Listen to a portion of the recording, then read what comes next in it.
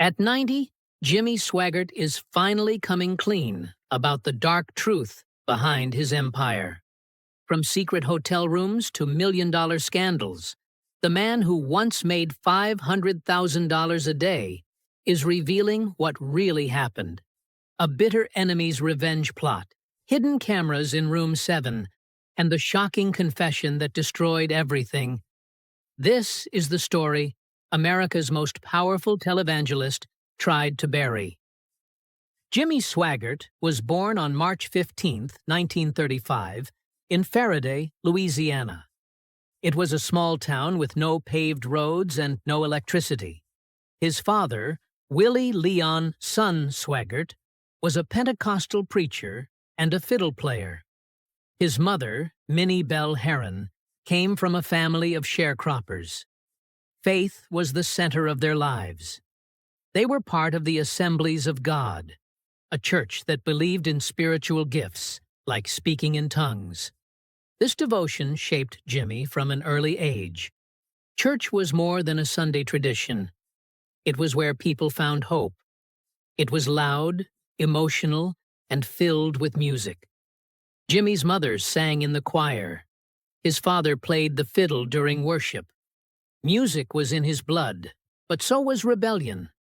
As a teenager, he gambled and played pool, but he refused to use his musical talent outside of church. He believed it was meant only for God. At just 8 years old, he said he felt a calling to preach. That calling never left him. But his early years as a preacher were filled with hardship. In the 1950s, he made just $30 per week, barely enough to support his wife and son. They had no home of their own, often staying in church basements or with other pastors. Through all of this, one person never left his side: Frances Anderson. Jimmy married her on October 10, 1952, when he was 17, and she was just 15. Her parents didn't approve. They wanted her to finish school and build a better future. But Jimmy was determined. To make it happen, he reportedly lied about Frances's age on the marriage license. Their life together started with nothing. After the wedding, they moved in with Jimmy's parents because they had no money. Frances's mother was heartbroken, believing her daughter had given up too much. But Frances believed in Jimmy's mission. She stood by him through every struggle. Jimmy Swaggart started his ministry in the 1950s with almost nothing. He traveled across rural Louisiana with his wife Frances and their young son, Donnie, preaching wherever he could. He made just $30 a week, which is about $290 today. That wasn't enough to provide for his family, so they lived wherever they could. Church basements, tiny motels, even in the homes of pastors who offered them shelter. Every day was a struggle, but Swaggart refused to give up. He preached anywhere people would listen. Sometimes it was inside small country churches. Other times, it was on a flatbed trailer in an open field. Many of the congregations he spoke to could barely afford to give him anything, but he kept going. Frances stood by his side, helping him manage their home while supporting his ministry. Donnie grew up watching his parents sacrifice everything for their faith. Life was hard, but something about Swaggart's preaching connected with people. His passion, his energy, his unwavering belief. These things drew listeners in. Slowly, his following started to grow. In 1960, he began recording gospel music and broadcasting his sermons on Christian radio. He still lived in poverty, but his voice was reaching more people. Those difficult years shaped the preacher he would become. They gave him a deep understanding of struggle, something his audiences could relate to. Around that same time, he was offered a way out. Sam Phillips, the legendary producer at Sun Records, wanted to sign him as the label's first gospel artist. Phillips had already made stars out of Elvis Presley and Swaggart's cousin, Jerry Lee Lewis, who was earning $20,000 a week. Compared to Swaggart's $30 a week, it was life-changing money. Phillips believed Swaggart could bring gospel music to a mainstream audience. He saw his talent and knew there was a market for it. But Swaggart said no. He believed his true calling was preaching, and signing a record deal would pull him away from that mission. Walking away meant more years of financial struggle, but he never looked back. Instead, he recorded gospel albums on his own and sold millions of copies through mail orders. He found a way to use music in his ministry without compromising what he believed in. In 1969, he took another leap of faith and launched the Camp Meeting Hour, a radio program that would change everything. At first, it was a small operation, funded mostly by his own sacrifices and a few donations. He delivered fiery sermons and played gospel music, hoping to reach as many people as possible.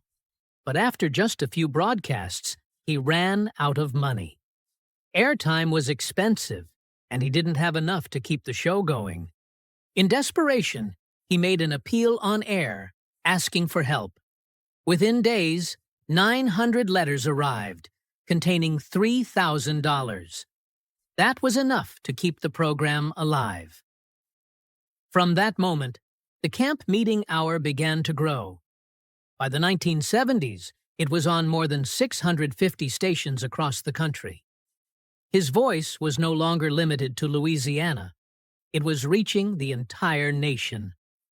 Jimmy Swaggart stepped into television ministry in 1975, and from that moment, everything changed. His weekly program started on local stations, but it didn't stay small for long. Viewers connected with his passionate preaching and gospel music, and within a few years, his reach exploded. By the early 1980s, Swaggart's broadcasts aired in over 143 countries and were translated into multiple languages. No televangelist before him had ever reached that many people. By 1983, Swaggart's telecasts were on more than 250 television stations across the United States. His daily Bible study programs became a routine for millions of viewers.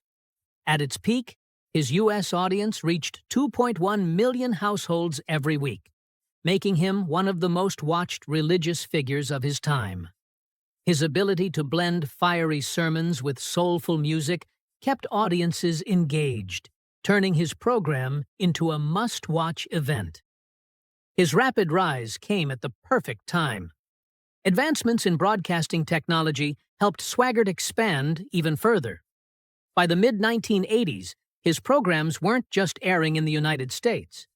They were reaching people in Africa, Asia, and South America. His influence stretched far beyond religion. During the 1980s, he became a key figure in the Christian right movement, even gaining access to President Ronald Reagan. But with success on such a massive scale came challenges. As the years went on, controversy would threaten to undo everything he had built. At the height of his ministry, the financial numbers were staggering. By 1987, Jimmy Swaggart Ministries was pulling in $150 million a year. That's more than $500,000 every working day. This enormous revenue came from viewer donations and sales of gospel records, books, and other merchandise. His organization even ran one of the largest mail-order businesses in Louisiana. Swaggart's headquarters in Baton Rouge reflected the wealth pouring in. His ministry operated from a massive campus that included the Family Worship Center, a 7,000-seat megachurch, along with a Bible college and cutting-edge production facilities. One of the most expensive additions was the Zoe Vance Teleproduction Center, built with a $7 million inheritance from a wealthy donor. These high-end studios allowed Swaggart to produce television programs at a level few others in religious broadcasting could match. The money also funded a luxurious lifestyle. Swaggart and his family lived in a $1.5 million mansion on a 20-acre estate with a swimming pool and gold-plated fixtures. He flew in a private Gulfstream jet and drove matching luxury cars with his wife. Despite running a non-profit ministry, Swaggart kept financial details hidden by classifying his organization as a church, which meant it was exempt from public financial disclosures. Critics questioned the secrecy, but it didn't stop millions of followers from giving. That loyalty would be tested, though, when scandals brought the ministry into crisis. One of the clearest signs of Swaggart's incredible influence was the sheer amount of mail his ministry received. At its peak, over 1 million letters arrived every month, so many that the ministry had its own postal zip code. These letters weren't just fan mail. They included prayer requests, personal stories, and, most importantly, donations. The ministry needed a huge workforce to handle the constant flood of mail. Swaggart's headquarters employed thousands of staff members, making it one of Baton Rouge's largest employers. The letters also served as a powerful fundraising tool. They helped the ministry track audience engagement and fine-tune donation campaigns, ensuring the money kept flowing in. Swaggart's reach went far beyond television.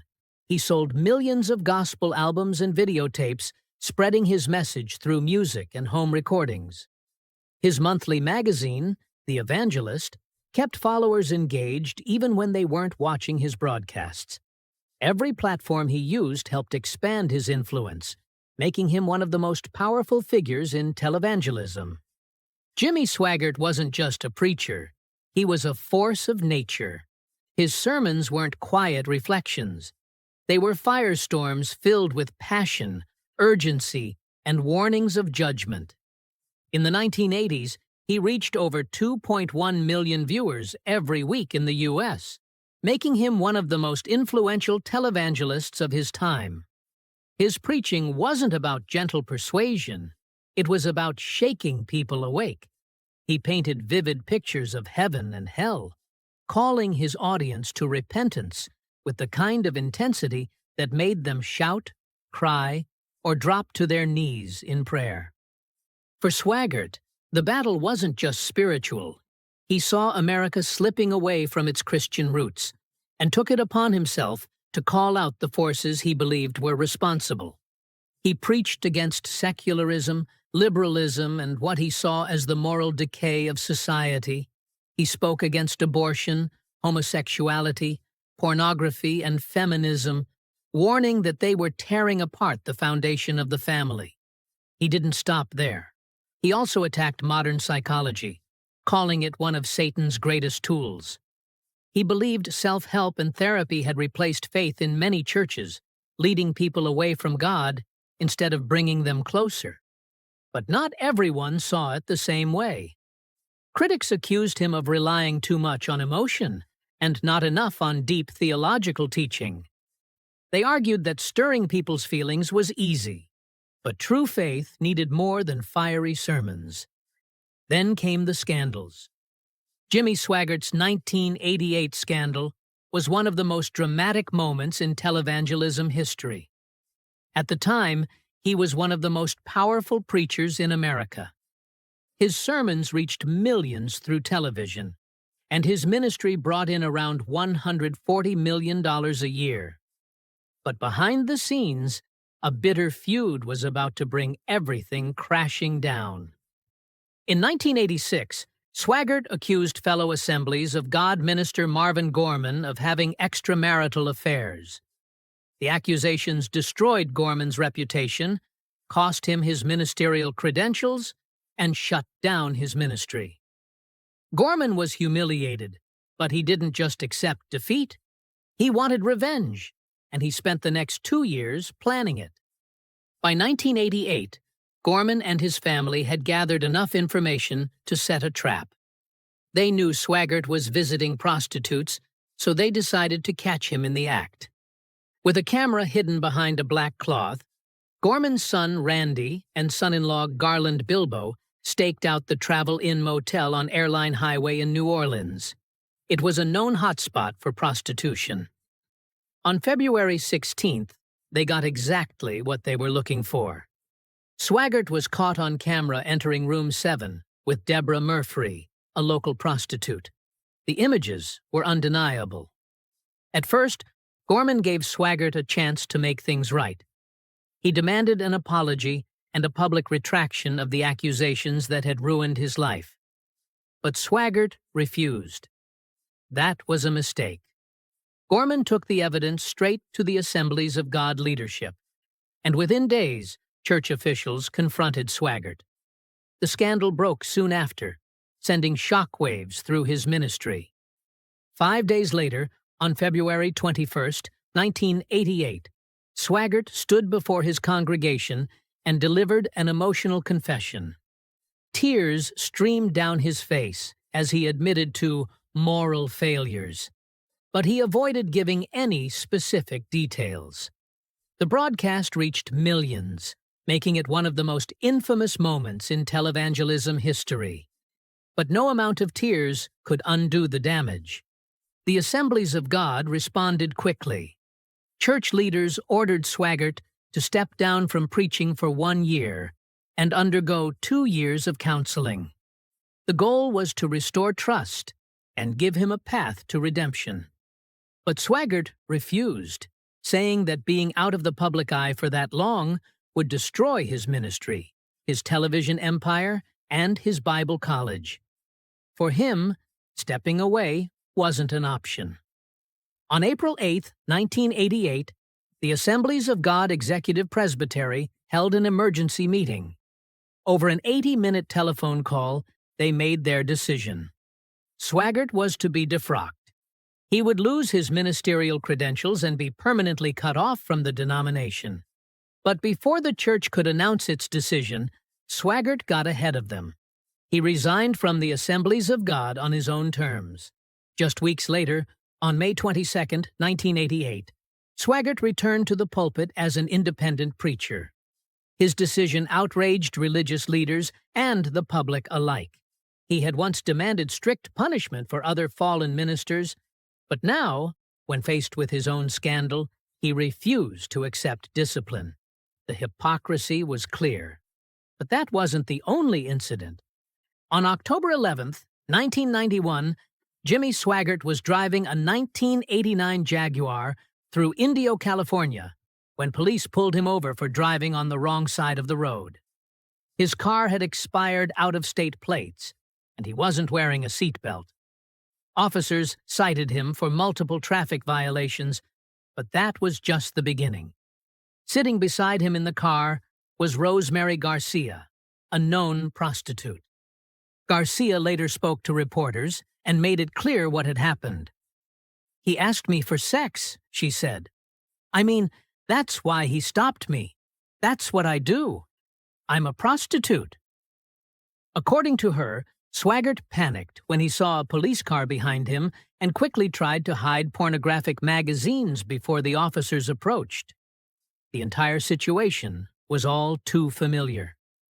Just 3 years earlier, in 1988, Swaggart had been caught in a scandal involving another prostitute at a motel in New Orleans.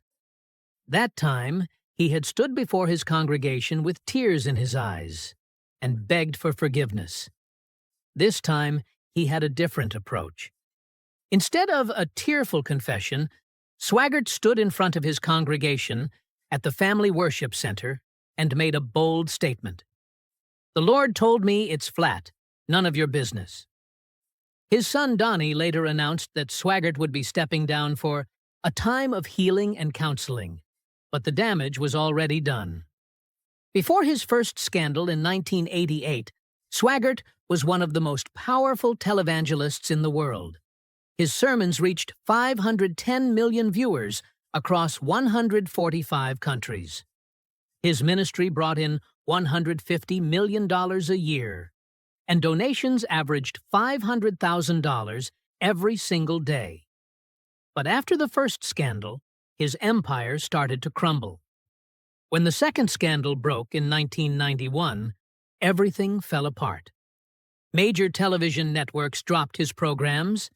His international broadcasts, once a key part of his ministry, were shut down. The ministry had to sell off production equipment just to keep going. Donations plummeted. The Jimmy Swaggart Bible College, which had over 1,000 students at its peak, saw enrollment drop to just 370 in the early 1990s. Many of his followers, who had forgiven him once, refused to do it again.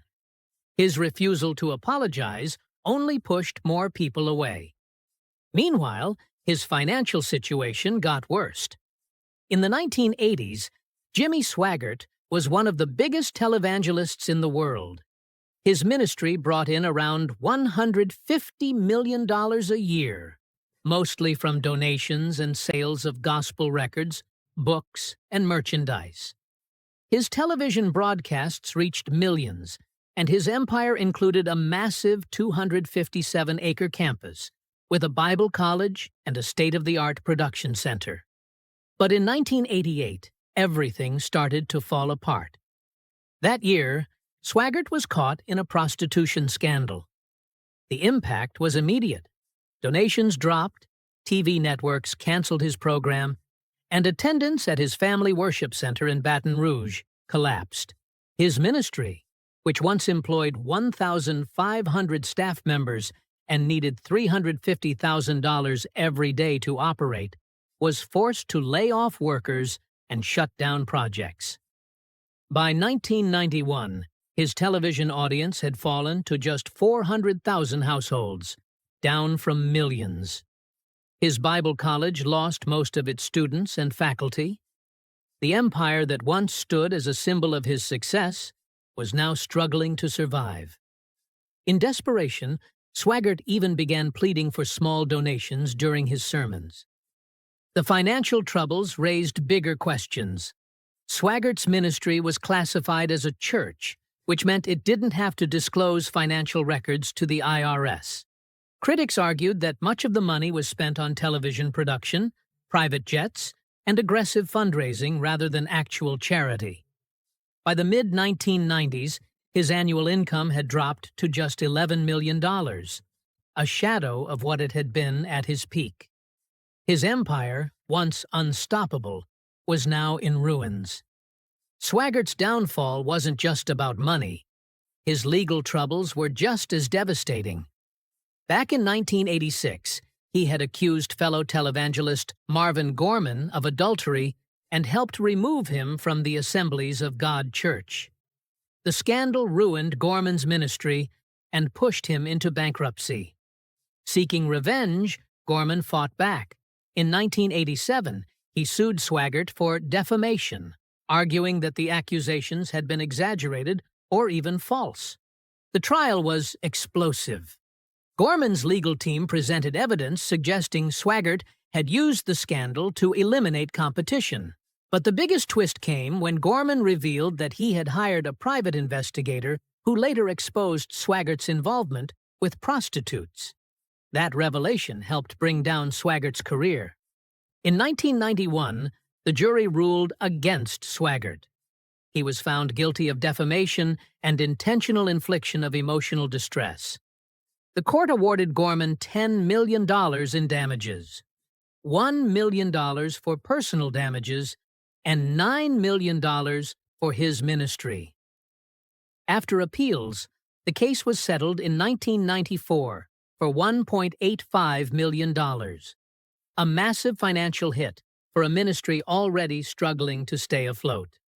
Jimmy Swaggart's life has been shaped by faith, family, and controversy. His journey began in Faraday, Louisiana, where he was born on March 15, 1935. Growing up in a small town, he was surrounded by music and religion. His cousin, Jerry Lee Lewis, would go on to become a rock and roll legend, while another cousin, Mickey Gilley, found fame in country music. But Jimmy chose a different path. Preaching called to him from a young age, and despite the hardships that followed, he never let go of that calling. In 1952, at just 17 years old, he married Frances Anderson, who was only 15 at the time. Their early years were filled with struggle. Money was scarce, and they often relied on the kindness of churches to provide shelter. In the 1950s, they lived on just $30 a week, which in today's money would be around $330. They stayed in church basements or in the homes of pastors, while Jimmy traveled to preach wherever he could. Life was hard, but Frances never wavered. She wasn't just a wife, she was a partner in his ministry. Over the decades, Frances became a driving force behind Jimmy Swaggart Ministries. Today, she serves as the chief financial officer of the organization, overseeing 255 employees. Her leadership has been instrumental in the ministry's survival and growth. Jimmy himself has praised her abilities, once saying she could run a corporation as large as General Motors. But finances weren't her only contribution. She became a well-known voice in Christian broadcasting, hosting Frances and Friends, a daily talk show on the Sun Life Broadcasting Network. On the show, she discusses social issues, politics, and biblical teachings, often addressing controversial topics that affect the modern church. She has also written books, including The Modern Babylon in 2006 and Sarah Saw in 2016, solidifying her influence beyond just financial management. Their son, Donnie Swaggart, has followed closely in his father's footsteps. As executive vice president of Jimmy Swaggart Ministries, he plays a key role in running the organization while also preaching. He serves as co-pastor of the Family Worship Center in Baton Rouge, Louisiana, where he delivers passionate sermons that focus heavily on Pentecostal beliefs and the role of the Holy Spirit. His style is intense and energetic, reminiscent of his father's early preaching. Like Jimmy, Donnie has taken his message beyond the church walls, traveling across the United States and internationally for evangelistic events. He is also a main speaker at the ministry's biannual camp meetings, gatherings that draw thousands of believers looking for spiritual renewal. The Swaggart legacy doesn't stop with Donnie. His son, Gabriel, has taken on a leadership role as well, heading Crossfire Youth Ministry, an outreach program designed for young Christians. Another son, Matthew, contributes in a different way, working as a television graphics artist and photographer for the ministry.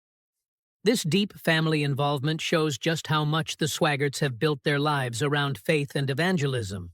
Despite their dedication to ministry, the Swaggarts have not been without controversy.